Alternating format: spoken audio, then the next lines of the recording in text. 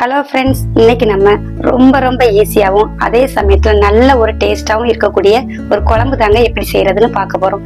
இது வீட்டில் கத்திரிக்காய் முருங்கைக்காய் இல்லைன்னா கூட எந்த ஒரு காய் இல்லைனாலுமே சட்டுன்னு 10 நிமிஷத்துல செஞ்சிடலாங்க.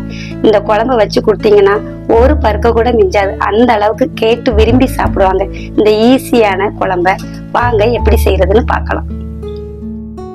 ஃபர்ஸ்ட் இந்த குழம்பு செய்யறதுக்கு ஒரு லெமன் சைஸ் புளிய 1 கப் தண்ணியில கரைச்சி வச்சிருக்கேன். அதை ஒரு பாத்திரத்துல சேர்த்துக்கலாம்.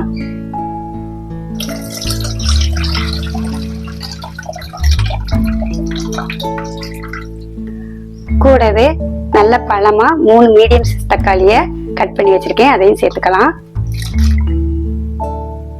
இது கூட 2 பச்சை மிளகாவை 2ஆ கட் பண்ணிருக்கேன். அதையும் சேர்த்துக்கலாம். இப்ப இது கூட 5 ஸ்பூன் குழம்பு மிளகாய் தூள் சேர்த்துக்கலாம்.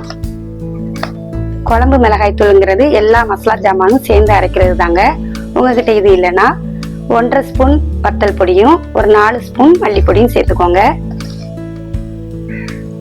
கடைசியா இது கூட ஒரு கொத்து கருவேப்பிலை, கொஞ்சமா கொத்தமல்லி இலை. இது எல்லாத்தையும் நல்லா கையால பிசைஞ்சு விட்டுக்கோங்க. தக்காளியை நல்லா அழுத்தி பிசைஞ்சுக்கோங்க. நல்லா இந்த அளவுக்கு 1 பாதியமா பிசைஞ்சு எடுத்துக்கோங்க. இப்போ இது ஒரு ஓரமா இருக்கட்டும். இப்போ ஸ்டவ் ஆன் பண்ணி ஒரு மண் பாத்திரம் வச்சிருக்கேன். தேவையான எண்ணெய் சேர்த்துக்கலாம்.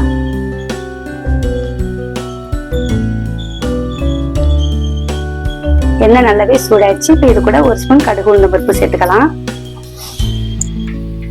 கடுகு பொரியவும் 1/4 ஸ்பூன் வெந்தயம், 1/2 ஸ்பூன் சீரகம், ஒரு 10 மிளகு, கூடவே ஒரு கொத்து கருவேப்பிலை.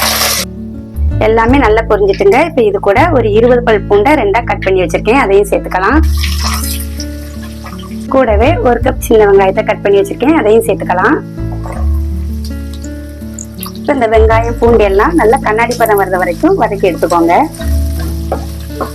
நான் சின்ன வெங்காயம் சேர்க்கிறேன். நீங்க பெரிய வெங்காயம் சேர்க்கிறதா இருந்தா 2 வெங்காயத்தை கட் பண்ணிட்டு சேர்த்துக்கோங்க.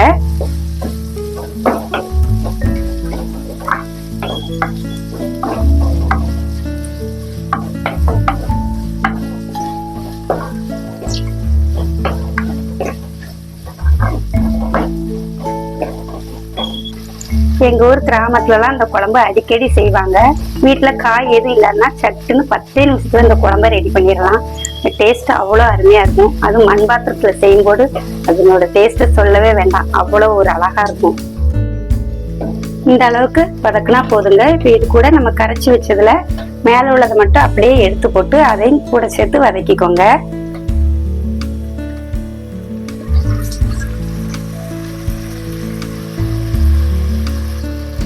இது எல்லாத்தையுமே நல்ல இந்த வெங்காயத்தோட சேர்த்து வதக்கிக்கலாம்.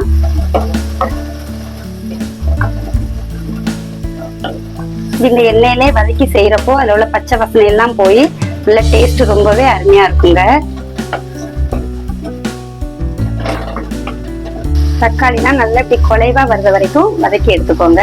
இப்ப இது கூட நம்ம கரைச்சி வச்ச மசாலா தண்ணியை சேர்த்துக்கலாம்.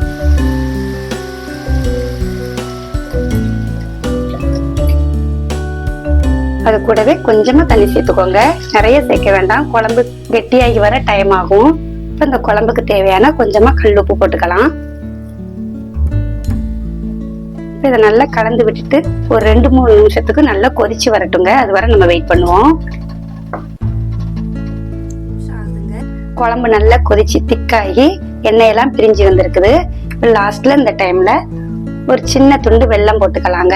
போடுறப்போ குழம்போட சுவை இன்னுமே ரொம்ப அதிகமா இருக்கும். இது போடுறதுனால குழம்பு இனிப்பா இருக்கும்னு நினைக்கவே வேண்டாம்.